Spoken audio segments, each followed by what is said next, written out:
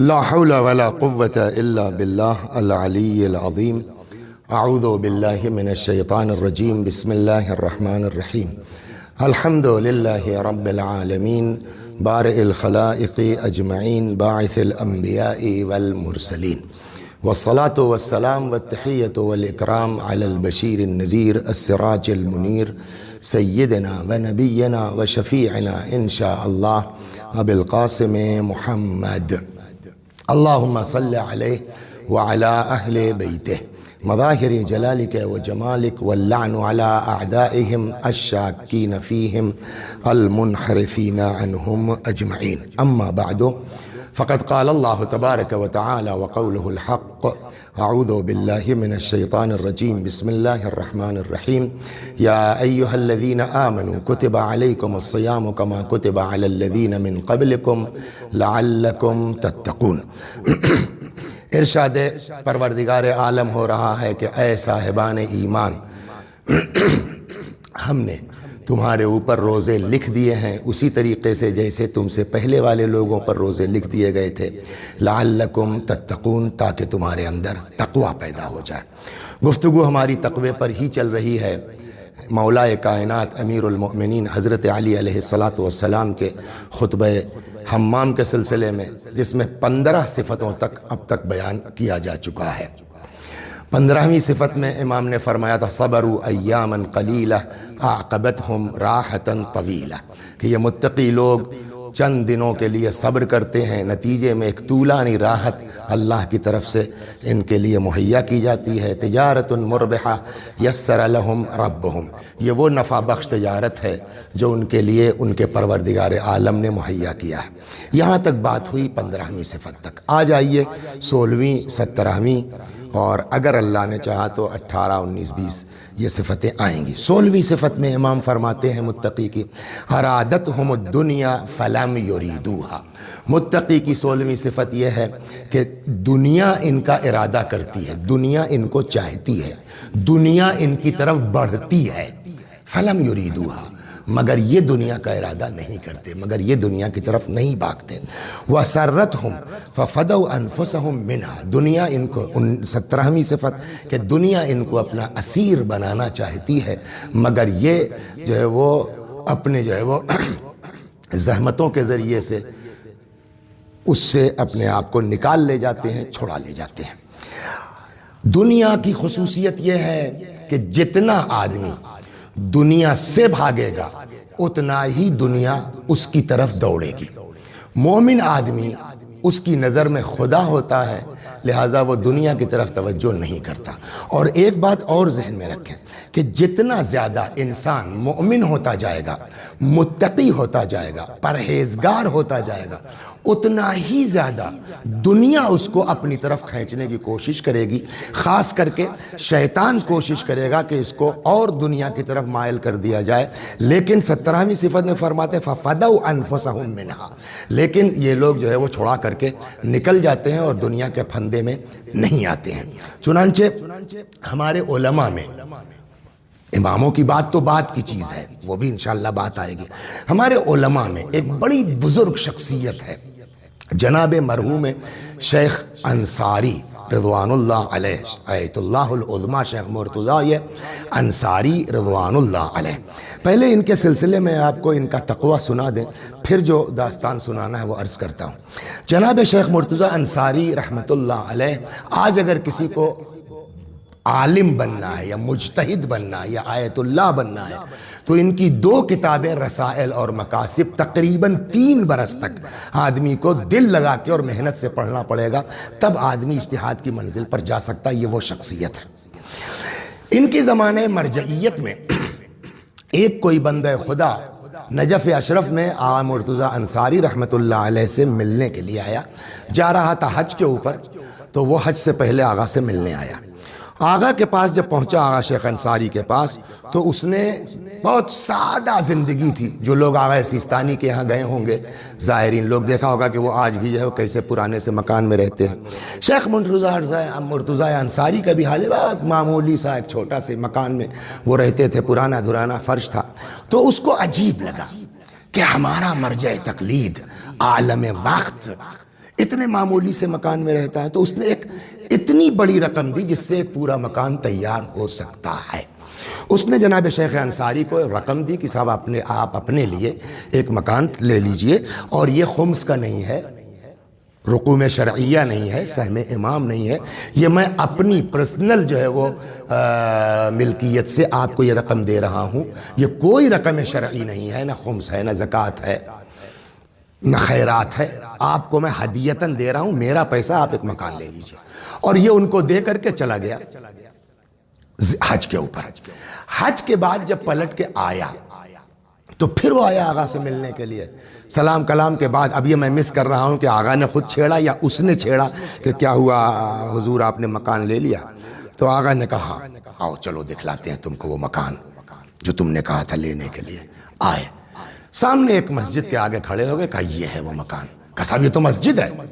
کہا تم نے یہ تھوڑی کہا تھا کہ دنیا کا مکان بنانا ہے یا آخرت کا مکان بنانا ہے، تم نے مکان کے لیے کہا تھا، تو میں نے آخرت کا اپنا مکان بنا لیا۔ دنیا کا بناتا میں کچھ دن رہتا، اس کے بعد جو ہے وہ بچے لے لیتے، اور یہ جو مکان ہے یہ میرا ہمیشہ کے لیے ہے۔ اتنا تقوی انسان کے پاس کہ ایک آدمی پرسنل جو ہے وہ رقم دے رہا ہے کہ آپ اپنے لیے مکان لے لیجئے، اور وہ مکان بنوانے کے بجائے مسجد بنوا رہے ہیں اس پیسے کی کہ اس سے ہم کو آخرت میں، اتنا اللہ والا آدمی۔ تو آپ سوچ سکتے ہیں کہ کیا یہ آدمی رقوم شرعیہ کا استعمال اپنے اوپر کر سکتا ہے؟ جبکہ حق ہے ان کو کرنے کا، کر سکتے ہیں۔ چنانچہ جناب شیخ انصاری رحمت اللہ علیہ کس طریقے، 16ویں صفت کیا تھی؟ ارادتہم الدنیا، دنیا ان کی طرف بڑھتی ہے، فلم یریدوہا، مگر یہ دنیا کو گھاس نہیں ڈالتے ہیں۔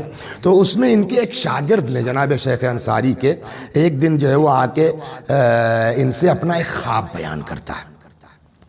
خواب کے سلسلے میں ایک دن بات ہو چکی ہے کہ آپ ہر خواب کو نہیں کہہ سکتے، غلط ہے، مومن کا خواب جو ہے وہ خواب نہیں ہوتا، بلکہ ایک طرح سے اللہ کی طرف سے ایک الہام کی کیفیت ہوتی ہے۔ تو ان کے شاگرد نے آگے کہا کہ صاحب رات میں نے خواب دیکھا ہے، شیطان بڑا ناراض تھا آپ سے، بڑے غصے میں تھا آپ کے۔ کہ کیا ہوا؟ کہ میں نے دیکھا کہ اس کے پاس موٹے موٹے رسے تھے، اور میں نے اس سے کہا کہ بھئی یہ رسہ کاہے کے لیے؟ کہا یہ میں یہی رسہ ڈال کر کے لوگوں کو اپنی طرف کھینچتا ہوں، لیکن کل رات میں تمہارے استاد شیخ مرتضیٰ نے 7 رسے میرے توڑ ڈالے ہیں۔ یہاں تو 7 نہیں لکھا ہے انہوں نے، کہیں اور پڑھا تھا میں نے کہ 7 رسے اس نے توڑ ڈالے ہیں۔ تو یہ شاگرد کہتا ہے کہ میں نے کہا کیا تم رسہ ڈال کر کے جو ہے وہ اپنی طرف کھینچتے ہو؟ کہا ہاں یہ ہے، کیا دیکھ رہے ہو 7 رسے توڑ ڈالے شیخ انصاری نے۔ تو یہ شاگرد ان کے کہتے ہیں کہ تو میرا والا رسہ دکھاؤ کہاں ہے، مجھ کو کیسے کھینچتے ہو؟ کہا یار تم لوگوں کو لیے رسے کی ضرورت نہیں، تم تو ایک ہلکے سے اشارے پر آؤ گے ہماری طرف۔ جب اس نے شیخ انصاری کو یہ خواب بتایا تو شیخ انصاری نے فرمایا کہ تمہارا خواب صحیح ہے۔ کیسے؟ کہا اس لیے کہ کل مجھ کو کچھ پیسوں کی ضرورت تھی، یہاں انہوں نے یہ لکھا ہے۔ کہیں اور میں نے پڑھا تھا کہ شاید جو ہے وہ ان کی اہلیہ تھی، جس کا مطلب یہ جوانی کا واقعہ ان کا ہے، نہ کہ ضعیفی کا۔ اہلیہ کے یہاں میرے ولادت ہونے والی تھی، اور کافی جو ہے وہ درد سے بیچاری تڑپ رہی تھی، بے چین۔ تو میرے پاس اس وقت ایک پیسہ اپنا ایسا نہیں تھا کہ جو میں جو ہے وہ دائی وغیرہ کا جو ہے وہ انتظام کر سکتا، دے سکتا۔ میرے پاس ایک امانت رکھی ہوئی تھی، اور وہ امانت با اختیار تھی، یعنی جہاں مجھ کو یہ اختیار تھا کہ میں خرچ کر سکتا تھا، اس طرح کی امانت میرے پاس تھی۔ رقوم شرعیہ میں تھی، کیا تھی واللہ عالم۔ کہنے لگے جب میری بیوی تڑپتی تھی تو میں اس تھیلی کی طرف بڑھتا تھا کہ اس میں سے اس وقت قرض لے کے کام چلا لوں، پھر انشاءاللہ اس میں رکھ دوں گا واپس میں، اس کو اختیار تو ہے ہی ہے۔ کہنے لگے میں بڑھتا تھا اس تھیلی کی طرف بیوی کی پریشانی دیکھ کر کے، پھر اندر سے نفس پکارتا تھا مرتضیٰ یا انصاری اگر ادا کرنے سے پہلے مر گئے تو کیا ہوگا؟ میں بیک ہو جاتا تھا، پھر تڑپتی تھی میری بیوی، پھر میں بڑھتا تھا۔ اس طریقے سے کہتے ہیں رات 7 مرتبہ میں اس تھیلی کی طرف دوڑا ہوں کہ اس میں سے فی الحال میں کچھ لے لوں قرض کے طور پر، پھر ادا کر دوں گا، اور 7 مرتبہ ارادتہم الدنیا فلم یریدوہا، 7 مرتبہ میرے نفس نے ملامت کی کہ خبردار، اگر تم نے اس وقت لے لیا اور ادا نہیں کر سکے، ادا کرنے سے پہلے مر گئے تو کیا ہوگا؟ اور آخر میں صبح ہوتے ہوتے اللہ کا شکر ہے کہ بغیر کسی زحمت کے نارمل ڈیلیوری ہو گئی، مجھ کو جو ہے وہ اس سے قرض بھی نہیں لینا پڑا اور میرا کام ہو گیا۔ تو جو مومن، ہاں البتہ یہ ہے کہ مومن کا امتحان تو ہوگا۔ چنانچہ جناب مرحوم شیخ حر عاملی رحمت اللہ علیہ وسائل الشیعہ میں، اور خود شیخ انصاری نے بھی اس واقعے کو مقاصد میں لکھا ہے کہ امام جعفر صادق علیہ السلام ایک اہواز کا ایک حاکم تھا جس کا نام تھا نجاشی۔ اس نے امام جعفر صادق علیہ السلام سے نصیحت طلب کی تھی۔ اس نصیحت میں امام جعفر صادق علیہ السلام نے نجاشی کو لکھا، بہت کچھ نصیحتیں لکھی، تو اس میں یہ واقعہ بھی لکھا کہ ایک دن مولائے کائنات علی ابن ابی طالب علیہ السلام فدق میں، ظاہر بات ہے کہ فدق مولا کے پاس تھا، یہ تو چھینا گیا ہے وفات پیغمبر کے بعد، رسول اللہ کی حیات تک یہ فدق ان کے قبضے میں تھا اور باقاعدہ اس کی آمدنی ہوتی تھی، اور بعض روایتوں میں یہاں تک ہے کہ 1 لاکھ یا 1,20,000 پر ایئر کی اس زمانے میں فدق کی آمدنی تھی کہ جس کو جو ہے وہ غربا اور فقراء اور مساکین پر خرچ کیا جاتا تھا۔ تو مولا فرماتے ہیں کہ میں فدق میں زمینوں پر اپنی کام کر رہا تھا، تب تک ایک بڑی حسین و جمیل عورت میرے سامنے آئی اور اس نے کہا کہ یا علی مجھ سے شادی کرو گے؟ تو میں نے اس سے کہا کہ تم کون ہو؟ تو اس نے کہا میں دنیا ہوں۔ مولا کائنات نے کہا جا کسی اور کو دھوکہ دینا، علی تیرے دھوکے میں آنے والا نہیں ہے۔ تو ارادتہم الدنیا، دنیا ان کے لیے ارادہ کرتی ہے مگر یہ دنیا کا ارادہ نہیں کرتے، دنیا سے یہ بھاگتے ہیں۔ مال دنیا انسان کو، میں آپ کو ایک اور اس میں سے چھوٹی سی بات نقل کرتا ہوں کہ ایک کوئی ہندوستان کا بادشاہ تھا، نہیں معلوم، ہو سکتا ہے بزرگوں میں کوئی جانتا ہو، خرم شاہ نام تھا۔ خرم شاہ کے دربار میں ایک بڑا مومن آدمی، مرد صالح انسان، جس کی تقریباً کہتے ہیں کہ 4,000 دینار سال میں یہ راہ خدا میں خرچ کر دیتا تھا۔ یہ آدمی ادھر پکا آمدنی ہوئی، ادھر راہ خدا میں خرچ کر دیا۔ تو خرم شاہ کو یہ خبر ملی کہ صاحب یہ بہت راہ خدا میں خرچ کرتے ہیں، جو ملتا ہے یہ بانٹ بوٹ کے ختم کر دیتے ہیں، 4-4 ہزار درہم بانٹ ڈالتے ہیں۔ اب اس زمانے میں صاحب 4,000 درہم آج کل لاکھوں کے حساب سے ہوا۔ تو ایک دن خرم شاہ نے جو ہے وہ اس آدمی کو بلایا اور اس نے کہا کہ بھائی سنا ہے کہ تم کو دنیا سے کوئی ربط نہیں ہے، تم کو مال دنیا کے کوئی حرص اور لالچ اور ہوس نہیں ہے۔ اس آدمی نے کہا کہ سنیے بادشاہ سلامت، یہ جتنے آپ کے جو ہے وہ کیبنٹ میں ہیں یا ہواری مواری ہیں، وزراء ہیں، سب سے زیادہ میں لالچی ہوں دنیا کا۔ کیا مطلب؟ ہم نے سنا کہ تم سب بانٹ ڈالتے ہو۔ کہ یہی تو لالچ ہے کہ جو میں بانٹتا ہوں وہ سب مجھ کو کل کو قیامت میں ملے گا، تو میں جو پیسہ یہاں سے پاتا ہوں وہ اپنے لیے رکھتا ہوں۔ راہ خدا میں بانٹنا یعنی اپنے لیے رکھتا ہوں، اور لوگوں کو جو ملتا ہے وہ رکھتے ہیں تاکہ ان کے بعد دوسرے لوگ اس کو استعمال کریں۔ تو میں زیادہ لالچی ہوں مال دنیا کا یا یہ لوگ زیادہ لالچی ہیں مال دنیا کے؟ اب آئیے، دنیا کا مطلب جو ہے وہ خالی پیسہ تھوڑی ہے، دنیا کا مطلب خالی مال نہیں ہے، دنیا کا مطلب خالی دولت نہیں ہے۔ دنیا کبھی جو ہے وہ پیسے کی بنیاد پر اپنی طرف بلاتی ہے، کبھی عورت کی بن کر کے بلاتی ہے، کبھی اولاد بن کر کے اپنی طرف بلاتی ہے۔ اسی لیے قرآن میں ارشاد ہوا کہ انما اموالکم و اولادکم فتنہ، تمہارا مال، تمہاری اولاد تمہارے لیے فتنہ ہے۔ فتنہ یہاں تے سے، تے کے فتنے کے 2 فتنہ ہے، ایک فتنہ تو سے ہے جس کے معنی ذہانت کے ہیں، عقل مندی کے ہیں۔ روایت کہتی ہے ایاکم والبطنہ فانہا تختم الفتنہ، زیادہ کھانے سے پرہیز کرو، اس لیے کہ زیادہ کھانا انسان کی عقل کو کم کر دیتا ہے۔ دوسرا فتنہ ہے تے سے، تو ایک فتنہ تے سے جو ہے اس کے 2 معنی ہیں، ایک تو یہ فتنہ فساد جو ہم لوگ اردو میں کہتے ہیں وہ بھی معنی ہے، اور ایک معنی فتنے کے تے سے ہے آزمائش کے۔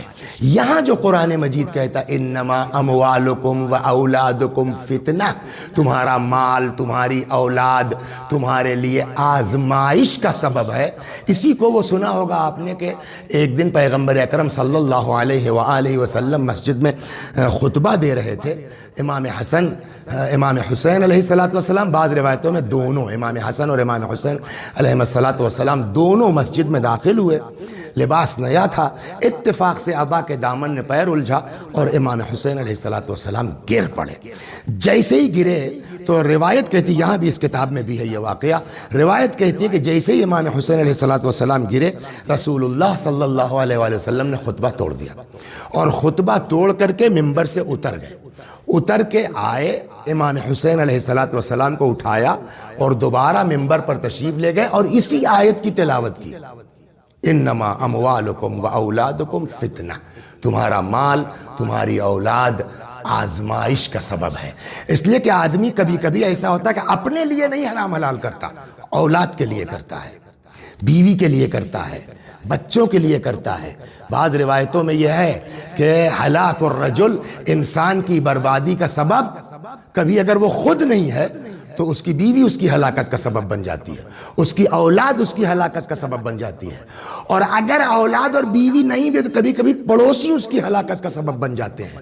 مقابلہ کہ فلاں نظام جو ہے وہ 15 لاکھ کی کار لی ہے، مجھ کو بھی لینا ہے، چاہے لون لینا پڑے چاہے جو لینا پڑے۔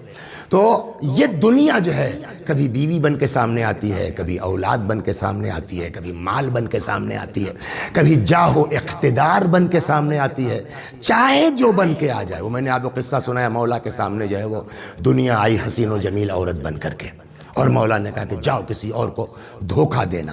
تو یہ دنیا کبھی کبھی اولاد بن کر کے آتی ہے۔ قرآن نے بھی کہا، جیسا کہ میں نے عرض کیا، کہ اولاد اور مال یہ دونوں انسان کے لیے آزمائش کا سبب ہے۔ کثرت سے زیادہ اولاد سے محبت بھی انسان کو برباد کر دیتی ہے۔ چنانچہ روایت میں ہے کہ ایک شخص جو ہے وہ مولا کی بارگاہ میں آیا، امیر المؤمنین علیہ السلام کے پاس آیا اور اس نے آگے کہا کہ اللہم انی اعوذ بک من الفتن، پالنے والے تجھ سے پناہ چاہتا ہوں میں دنیاوی فتنوں سے۔ امام علیہ السلام نے فرمایا لا تقل ھذا، یہ مت کہو کہ میں پناہ مانگتا ہوں فتنوں سے، فإن اولادک من الفتن، اس لیے کہ اولاد بھی تو آزمائش کا سبب ہے۔ یہ کیوں کہتے ہو کہ میں پناہ مانگتا ہوں فتنوں سے، آزمائش سے اور بلاؤں سے؟ فإن لا تقل ھذا، امام نے کہا اس طرح مت کہو کہ میں فتنہ اور آزمائش سے پناہ مانگتا ہوں۔ لا تقل ھذا فإن اولادک من الفتن، اس لیے کہ اولاد بھی آزمائش کا سبب ہے، اولاد بھی جو ہے وہ، بلکہ اس طرح سے کہو، انما، خود اللہ کہتا ہے انما اموالکم و اولادکم فتنہ، تو اولاد فتنہ کا سبب ہے۔ تب کیا کہیں؟ امام نے فرمایا اس طرح کہو، قل اللہم انی اعوذ بک من مضلات الفتن، پالنے والے میں تجھ سے پناہ مانگتا ہوں کہ آزمائش کے درمیان، بلاؤں کے درمیان پھسلنے نہ پاؤں۔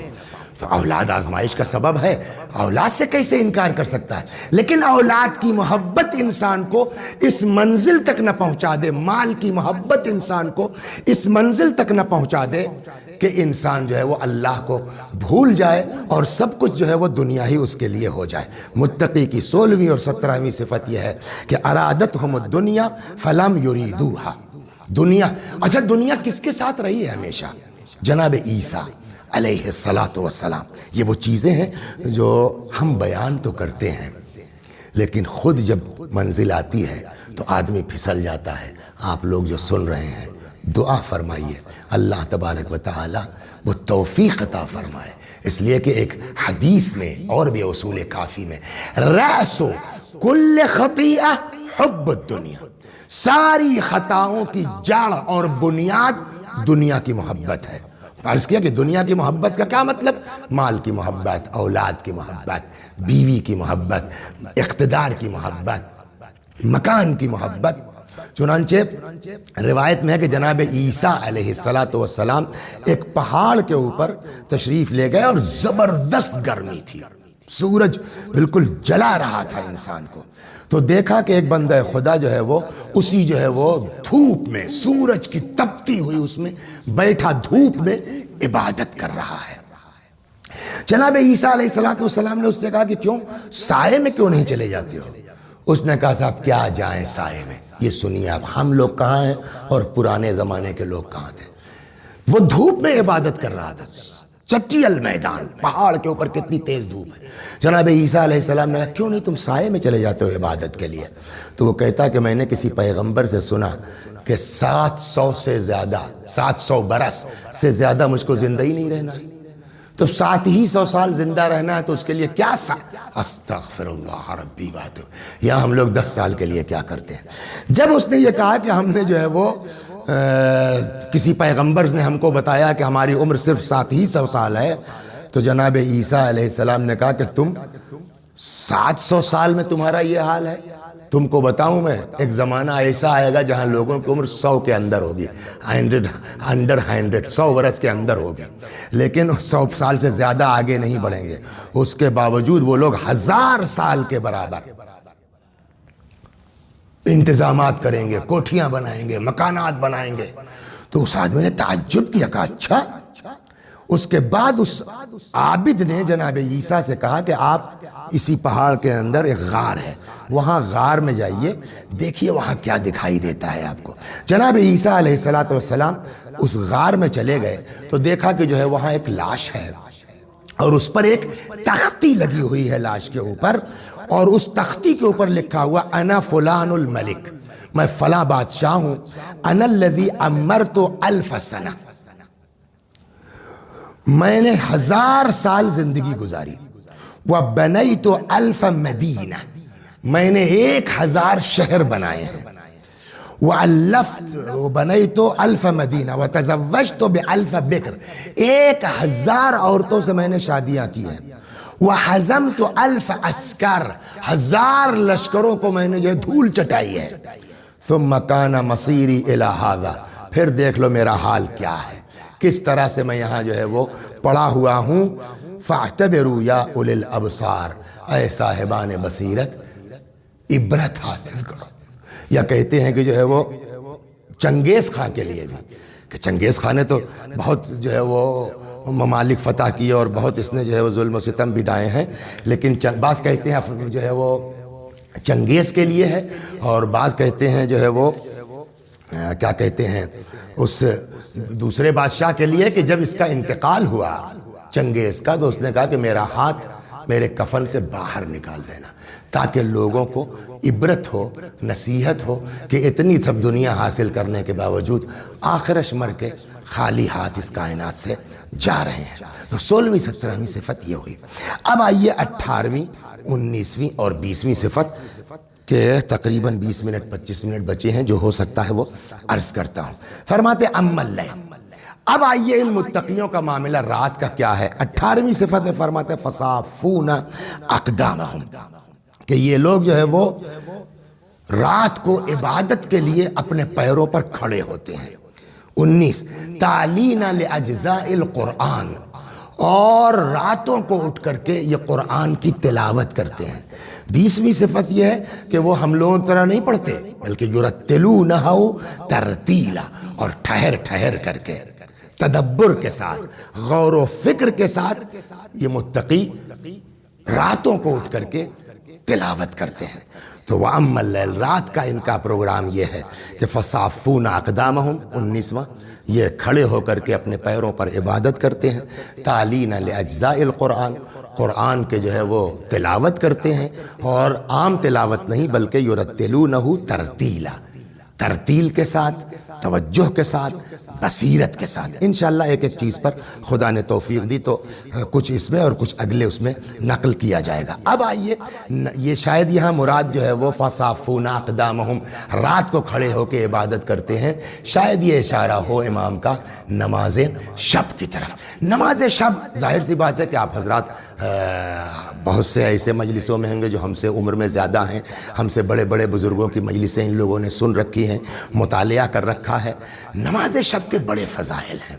نماز شب کے سلسلے میں البتہ یہ نماز شب ہمارے آپ کے لیے مستحب ہے، مگر اس کی اتنی اہمیت ہے کہ یہی نماز شب اللہ تبارک و تعالی نے اپنے پیغمبر کے اوپر واجب کر دی تھی۔ चुनांचे जो है वो कुरान कहता है वमिन अल्लैल फतहज्जद बिही नाफिलतन लक। कुरान को पैगंबर को कुरान ने हुक्म दिया है नमाज शब का वाजिब है। वअम्मल लैल, रातों को फतहज्जद बिही नाफिलतन लक, कुछ उठ के रात में इबादत किया कीजिए। असा अन यबअसका रब्बका मकामन महमूदा, और हो सकता है कि अल्लाह तबारक व तआला आपको मकाम महमूद पर फाइज कर दे।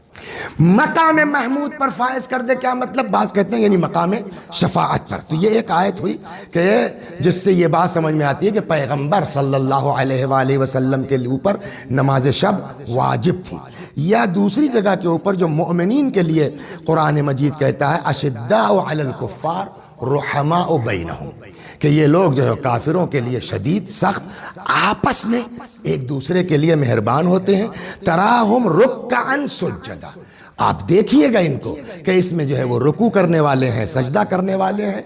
यबतगून फज़लन मिन अल्लाह व रिदवाना, और ये इस रुकू और सजदे के ज़रिए से अल्लाह का फज़ल और अल्लाह की खुशनुदी चाहते हैं। सीमाहुम फ़ी वजूहिहिम मिन अथरि सुजूद, और इनकी पेशानियाँ सजदों की वजह से चमक रही होती हैं, यानी इनके चेहरे पर इस इबादत की वजह से एक नूर होता है। इस आया करीमा की तफसीर में कि सीमाहुम फी वजूहिहिम मिन असर सुजूद, इसकी तफसीर में इमाम जाफर सादिक अलैहिस्सलातु वस्सलाम से जो रवायत है कि मुराद इससे नमाज शब है, कि लोगों रातों को उठ उठ करके ये लोग नमाज शब पढ़ते हैं।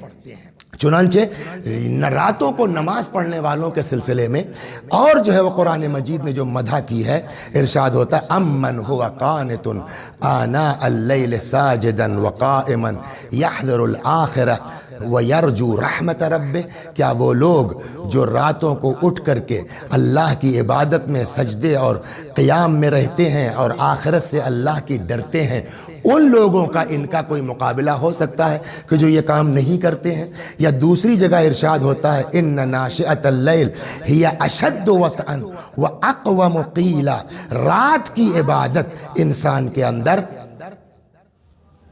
ईमान में इजाफा करती है, इंसान के कल्ब को सादिक और सच्चा बन, इसलिए कि बकिया इबादतों में तो मक्कारी हो सकती है ना, दिखावा हो सकता है ना, लेकिन रात को आदमी अपने कमरे में अकेले नमाज शब पढ़ रहा है।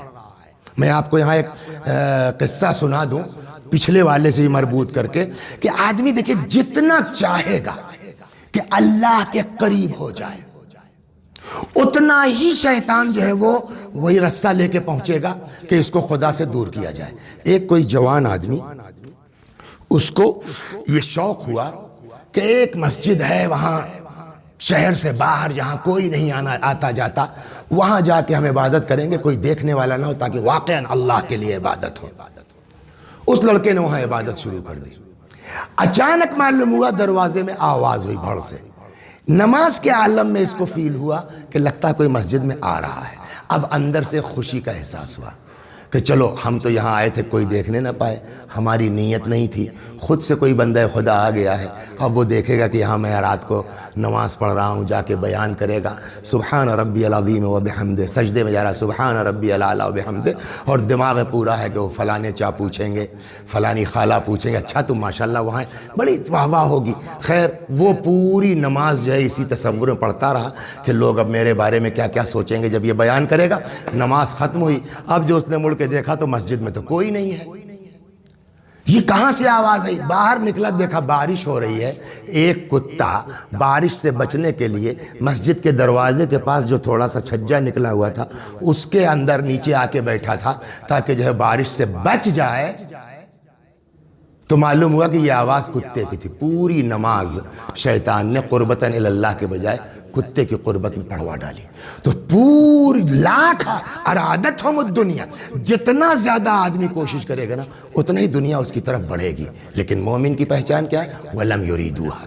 इसीलिए अब नमाज शब के लिए है कि ये लोग रातों को उठते हैं। क्यों? इन्न नाशिअतल लैल हिया अशद्दु वतअन व अक़वमु क़ीला। रात की इबादत घर के अंदर, ये इसके अंदर ज्यादा इखलास होता है। क्यों? कोई देखने वाला नहीं है ना, अपने घर में अपने कमरे में अकेले पढ़ रहे हैं। चुनांचे इमाम जाफर सादिक अलैहिस्सलातु वस्सलाम से एक बड़ी طولانی روایت ہے رات کی عبادت کے سلسلے میں کہ اگر رات کا 1/10واں حصہ کوئی عبادت کرتا ہے تو کیا ثواب ہے، 1/9 عبادت کرتا ہے کتنا ثواب ہے، 1/5 کرتا ہے، آدھی رات عبادت کرتا ہے، 2/3 عبادت کرتا ہے، پوری رات۔ وہ آپ کو میں 10 منٹ بچے ہیں، کوشش کرتا ہوں وہ سنا دوں۔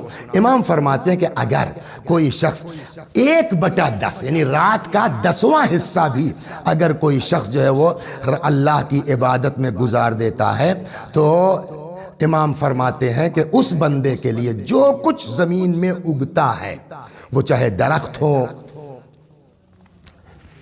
گھاس ہو، جو کچھ اگتا ہے زمین سے، اللہ اس کے برابر اس بندہ خدا کو ثواب عطا کرتا ہے جو رات کا 1/10 بھی عبادت کر لیتا ہے۔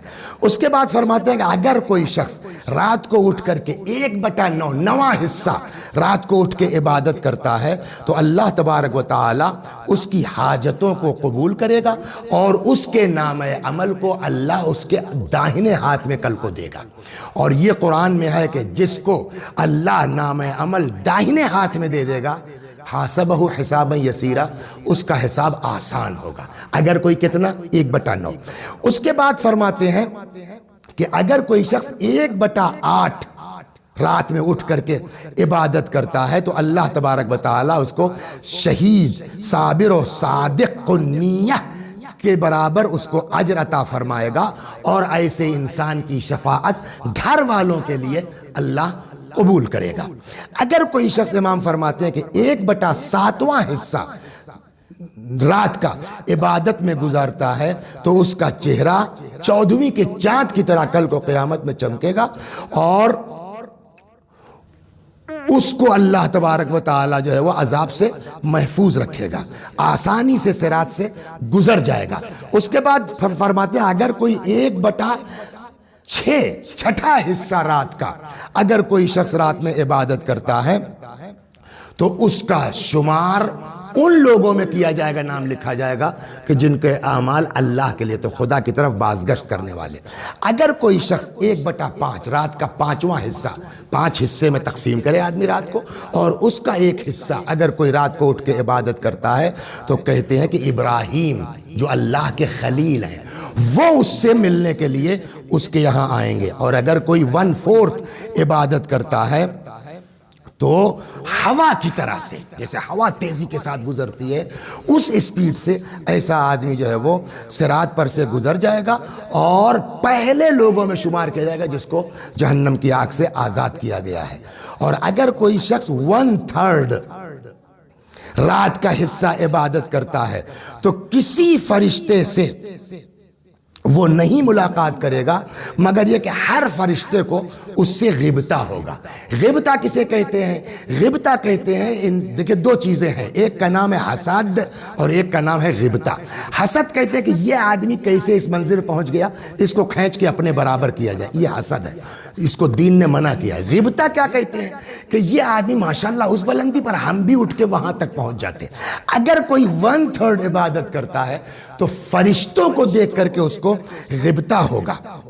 اس کے بعد فرماتے ہیں کہ اگر کوئی آدھی رات کو 1/2 نصف رات عبادت میں گزار دیتا ہے تو اللہ تبارک و تعالی زمین کو 70,000 مرتبہ سونے سے اگر بھر کر دیا جائے اور اس کو دیا جائے تب بھی اس کا اجر پورا نہیں ہوگا، اس کا مرتبہ اس سے بھی اللہ کے نزدیک افضل ہوگا، اور گویا اس نے اولاد اسماعیل میں سے 70 غلاموں کو آزاد کیا ہے۔ اور پھر فرماتے ہیں کہ اگر کوئی شخص 2/3 حصہ رات کا عبادت کرتا ہے تو ریت کے برابر، ریت کو کون گن سکتا ہے، ریت کے برابر، ذرات کے برابر اللہ تبارک و تعالی اس کو ثواب عطا کرے گا، اور جس کا حلقہ کوہ احد کا 11 گنا بڑا ہے اس کے بعد اب جب 1/10 سے لے کر کے اور آدھی رات تک کا ثواب یہ ہے، تو اگر کوئی شخص پوری رات اللہ کی عبادت میں گزار دے تو فرماتے ہیں کہ اگر کوئی شخص پوری رات عبادت میں گزارتا ہے، اس طرح کے قرآن کی تلاوت کرتا ہے، کبھی رکوع میں ہوتا ہے، کبھی سجدے میں ہوتا ہے، تو اللہ تبارک و تعالیٰ جو اس کو ثواب عطا فرمائے گا، اس کا سب سے ہلکا ثواب یہ ہے کہ وہ اس طرح سے گناہوں سے پاک کر دیا جائے گا جیسے ابھی ماں کے شکم سے پیدا ہو رہا ہے۔ یہ اہمیت ہے نماز شب کی۔ انشاءاللہ جو ہے وہ اس کے متعلق پھر آگے آئے گا، اس لیے کہ امام نے کہا کہ یہ نماز بھی پڑھتے ہیں، یہ رات کو اٹھ کر کے قرآن کی تلاوت کرتے ہیں، پھر آئے گی بات وَرَتِّلِ الْقُرْآنَ تَرْتِیلًا۔ انشاءاللہ ان دونوں پر بعد میں گفتگو ہوگی۔ یہ ہے نماز یا عبادت، رات کو اٹھ کر کے عبادت کا ثواب۔ چنانچہ روایت میں ہے کہ کوئی بھی عمل وہ اپنے وقت پر صحیح ہے۔ اسی لیے کہتے ہیں کہ نماز واجب اگر اول وقت پڑھی جائے تو چاہے جیسی ہو وہ قبول کی جائے گی۔ ایک روایت ابھی رات میں پڑھ رہا تھا کہ اگر انسان نماز کو اول وقت پڑھتا ہے تو نماز اس کی ہلکی پھلکی بھی ہوگی تب بھی ایکسیپٹ کر لی جائے گی۔ کیوں؟ اس لیے کہ ساری چیزیں جو جائیں گی یا وہ ریجیکٹ ہوں گی یا ایکسیپٹ ہوں گی، اور چونکہ اول وقت امام کی نماز اول وقت ہوتی ہے تو ظاہر سی بات ہے جب ہم اول وقت پڑھیں گے تو گویا ہماری نماز بھی کس کے ساتھ جائے گی؟ امام کے ساتھ جائے گی، اور امام کی نماز ریجیکٹ نہیں ہوگی، لہٰذا ہماری بھی نماز امام کے صدقے میں اور امام کے طفیل میں سلام اللہ علیہ قبول کر لی جائے گی۔ تو ہر چیز اپنے وقت پر، تاخیر کو منع کیا گیا ہے، چاہے جائے کہ قضا کر دی جائے۔ لیکن ایک نماز شب ایسی چیز ہے کہ جس کے لیے کہتے ہیں کہ اس کی قضا کبھی کبھی ادا سے افضل ہے۔ یہ کبھی کبھی کا لفظ یوں کا کہ جان بوجھ کے قضا نہ کرے، ہماری پوری نیت تھی کہ انشاءاللہ 3 بجے اٹھیں گے، نماز شب پڑھیں گے، اور اتفاق یہ تھکے وقت تھے، آنکھ نہیں کھلی، آنکھ کھلی اذان ہو چکی تھی، تو اب تو نماز شب کا وقت نکل گیا نا۔ لیکن آدمی کو افسوس ہوا کہ یار آنکھ نہیں کھلی، نماز صبح کی پڑھنے کے بعد اب وہ اس کی قضا کر رہا ہے۔ روایت کہتی ہے کہ یہ وہ نماز قضا ہے جو جان بوجھ کے نہیں کی، اتفاق ہے کہ اللہ اپنے فرشتوں پر فخر کرتا ہے کہ دیکھو میرے بندے کو، میں نے اس کے اوپر واجب نہیں کیا تھا، اس کے باوجود یہ اس کی قضا کر رہا ہے۔ یہ وہ نماز ہے کہ جس کے لیے کہتے ہیں ادا سے زیادہ فضیلت اس کی قضا رکھتی ہے۔ اور ایک روایت میں اور ہے کہ اگر کوئی شخص کہتا ہے کہ میں بھوکا ہوں جبکہ نماز شب پڑھتا ہوں، تو روایت کہتی ہے، امام فرماتے ہیں کہ جھوٹ بولتا ہے، اس لیے کہ نماز شب رزق کی ضامن ہے، نماز شب انسان کی روزی میں اضافے کا سبب ہے۔ آئیے دعا کریں، ماہ مبارک رمضان کے اب 2-3 دن بچے ہیں، گزر رہا ہے۔ پروردگارہ اس مہینے میں پیغمبر نے کہا تھا نا، قد اقبل الیکم شہر اللہ بالبرکۃ والرحمۃ والمغفرہ، کہ اللہ کا مہینہ آ رہا ہے تمہاری طرف برکت کے ساتھ، رحمت کے ساتھ، مغفرت کے ساتھ۔ یہ دعا کرتے ہیں کہ اللہ تبارک و تعالی اس مہینے کی برکت ہمارے شامل حال کرے، رحمت ہمارے شامل حال کرے، مغفرت ہمارے شامل حال کرے۔ یہ 2 دن بچے ہیں، خدا ہم کو توبہ کی توفیق عنایت فرما۔ یہ نماز شب اتنی اہمیت رکھتی ہے، اتنی اہمیت رکھتی ہے کہ آپ نے سنا ہوگا محرم کے زمانے میں کہ جب امام حسین علیہ السلام جا رہے تھے، رخصت آخر کو امام تشریف لے جا رہے تھے، اس وقت جو بہت سی چیزیں جناب زینب سے فرمائی ہیں، اس میں یہ بھی تھا امام حسین علیہ السلام کا جملہ، بہن مجھ کو نماز شب میں فراموش نہ کرنا۔ اس سے اندازہ ہوتا ہے کہ نماز شب کی عظمت کیا ہے، نماز شب کی اہمیت کیا ہے۔ آئیے بس 2 جملے مصائب کے اور آپ کے زحمت ختم کرتا ہوں۔ بات کل یہاں تک پہنچی تھی کہ حضرت علی اکبر سلام اللہ علیہ آئے، امام حسین علیہ السلام سے پانی کا شکوہ کیا۔ امام کے پاس پانی کہاں تھا؟ حضرت نے انگوٹھی اتاری، فرمایا بیٹا اس کو دہن میں لے لو، جاؤ اب نانا رسول خدا تمہیں حوض کوثر سے سیراب کریں گے۔ اکبر آ گئے میدان میں، باوجود اس کے کہ حضرت علی اکبر بھوکے ہیں اور پیاسے ہیں، اور یہ جتنا بھی ہزاروں کا لشکر ہے یہ سب شکم سیر اور سیراب ہے، لیکن ایک بھی جناب علی اکبر کے سامنے اس کے ٹکنے کی حیثیت نہیں ہے۔ آخر میں ان سبوں نے میٹنگ کی، کیا کیا جائے، یہ آخر حسین کے اس جوان کو کیسے روکا جائے، بھوک کے باوجود، پیاس کے باوجود۔ یہ شجاعت ہے، یہ طاقت ہے۔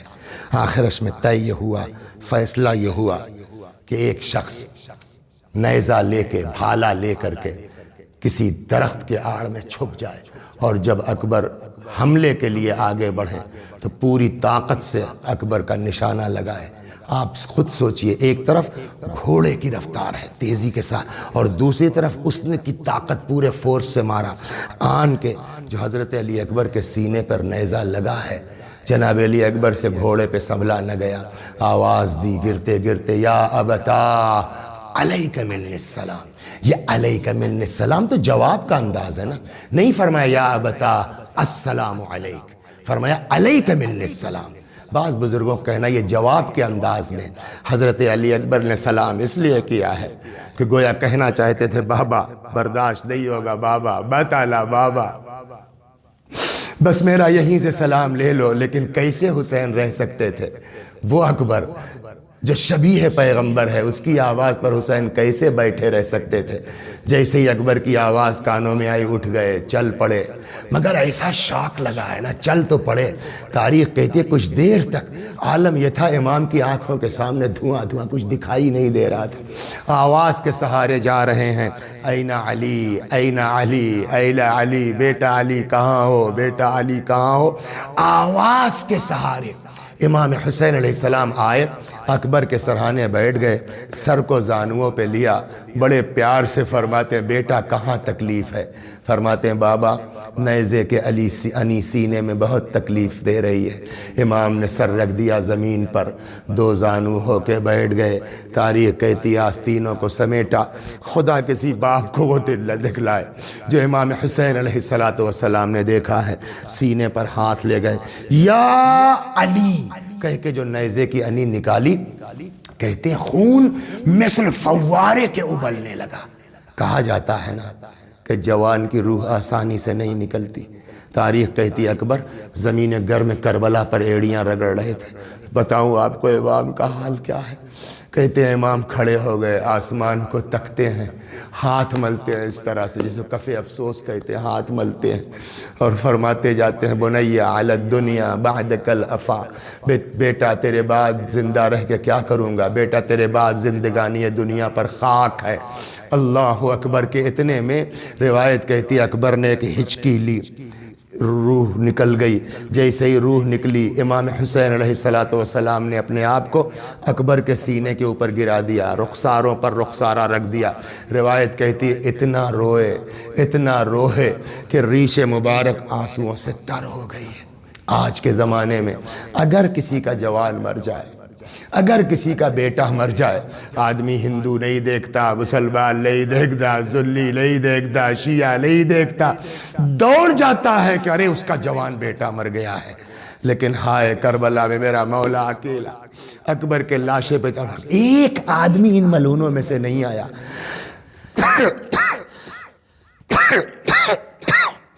جو امام کا ہاتھ پکڑ کے اکبر کے لاشے سے جدا کر دیتا۔ امام تڑپتے رہے، لیکن کب تک؟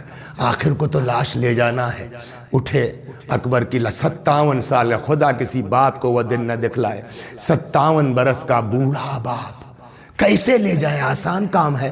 بعض بزرگوں کا کہنا ہے کہ امام حسین علیہ السلام نے اکبر کا وزن تقسیم کرنے کے لیے جو طریقہ اپنایا، روایت کہتی ہے کہ اکبر کے سینے کو رکھا، اکبر کے سر کو رکھا امام نے اپنے کاندھے کے اوپر، سینے کو لگایا اپنے سینے سے تاکہ ویٹ تقسیم ہو جائے، لے کے چلے، لیکن بوڑھا بھوکا پیاسا باپ نہیں چل پائے۔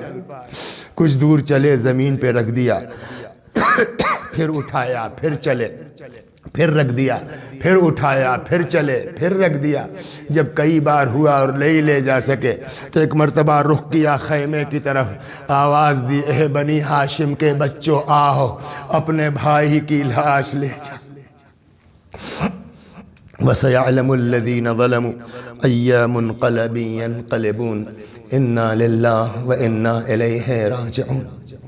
خدا ہماری اس عزا کو قبول فرما، مزید عزائے اہل بیت کی توفیق کرامت فرما، جب تک زندہ ہیں در اہل بیت سے وابستہ رکھ، مرنے کے بعد جوار معصومین میں جگہ کرامت فرما۔ خدا ہماری اولاد کو، ہماری ازواج کو ہماری آنکھوں کی ٹھنڈک قرار دے، انہیں ہماری نجات کا ذریعہ قرار دے۔ یا اللہ ہمارے مولا، ہمارے آقا، ہمارے مالک، ہمارے صاحب، ہمارے سید و سردار امام زمانہ کو ہم سے راضی اور خوشنود فرما، حضرت کے ظہور میں تعجیل فرما، ہمیں آقا کے غلاموں میں شمار فرما۔ وآخر دعوانا ان الحمد للہ رب العالمین۔ وسيعلم الذين ظلموا أي منقلب ينقلبون۔ إنا لله وإنا إليه راجعون۔